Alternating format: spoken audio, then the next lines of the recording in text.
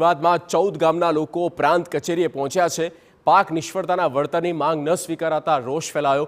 તંત્ર અને હાઈવે ઓથોરિટીએ માંગ ન સ્વીકારાતા ખેડૂતોમાં નારાજગી વ્યાપી છે।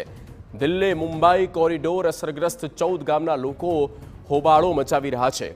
પ્રાંત અધિકારી સાથે ફરી 14 ગામના લોકોએ મુલાકાત કરી છે। હાઈવેની કામગીરી બંધ કરવાની ખેડૂતો ચીમકી આપી રહ્યા છે અને ચીમકીને લઈને પોલીસે ખેડૂત આગેવાન મુકેશ ડાંગીને डिटेन કર્યા। પ્રાંત અધિકારી દ્વારા યોગ્ય નિર્ણય ન લેવાના ખેડૂતોમાં નારાજગી વ્યાપી છે। ત્યારે ખેડૂતો હાઈકોર્ટે અને રાજ્યપાલને રજૂઆત કરવાની પણ તૈયારી બતાવી રહ્યા છે।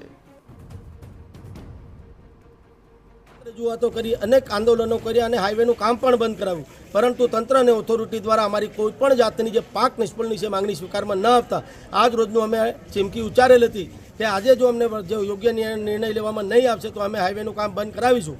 પરંતુ હાલ આમાં સવારમાં મને ડિટેન કરવામાં આવ્યો, ત્યાંથી લીંબડી, ત્યાંથી ચાકલિયા અને ચાકલિયાથી ફરી મને ઝાલોદ લાવવામાં આવ્યો અને આજે ઉપસ્થિત મારા તમામ ખેડૂતો સાથે પ્રાંત સાહેબની મિટિંગ કરવામાં આવી અને પ્રાંત સાહેબે પણ અમને આ જે વળતરનું માંગણી છે અમારી સ્વીકારવામાં આવેલ નથી। મુકેશ ડાંગી તેમજ તેમના જે ગામના અસરગ્રસ્ત ગામના જે આગેવાનો છે તે એકત્રિત થવાના હતા, જે અનુસંધાને જે મુકેશ ડાંગી જે કાર્યકર્તા છે તેને પોલીસે બીપી એક્ટની જોગવાઈ મુજબ ડિટેન કરેલા છે। તેમજ જે 25-30 જેટલા જે ગ્રામજનો જે હતા એમને પણ હાલ પોલીસ સ્ટેશન ખાતે લાવી અને એમને આ બાબતે જે એસડીએમ અને પ્રાંત કક્ષાએ રજૂઆત કરવા માટે સમજ આપેલી છે। ભારતમાં